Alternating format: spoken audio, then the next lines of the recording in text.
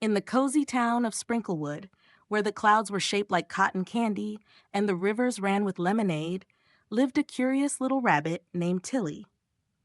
Tilly wasn't like the other rabbits who enjoyed staying home and munching on carrots. She had a backpack full of maps, a hat with a feather, and a pair of adventure boots that squeaked with excitement every time she walked. One sunny morning, while organizing her button collection, Tilly found a glittery envelope stuck between the pages of an old storybook. It read, "To the one who dares, the Jellybean treasure awaits." Inside was a colorful map with jelly beans sprinkled across it like stars in the sky.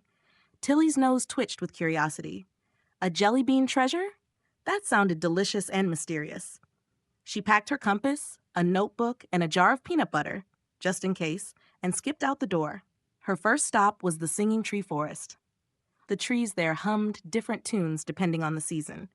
She followed the melody of mint, which always led north, and soon stumbled upon Professor Hoot, a wise old owl wearing tiny glasses. "Seeking the jelly beans, are you?" Professor Hoot hooted. "Then answer me this. What has stripes, no legs, and makes honey?"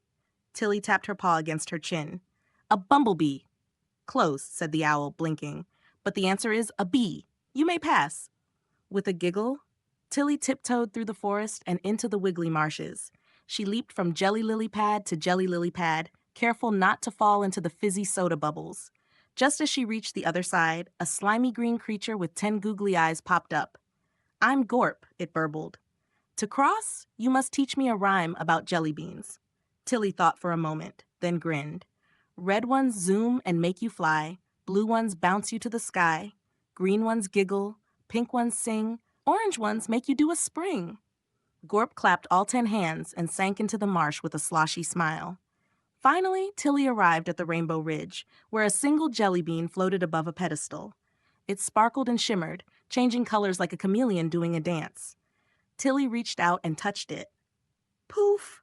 A cloud of glitter burst into the air, and suddenly a door appeared in the side of the hill. Inside was the Jelly Bean Library, a magical place where every jelly bean held a story. Some were about dragons who knitted sweaters, some about pirate cats, and even one about a talking sandwich who solved mysteries. Tilly gasped. The real treasure wasn't candy. It was the stories. She spent the whole day reading, laughing, and even writing a few tales of her own.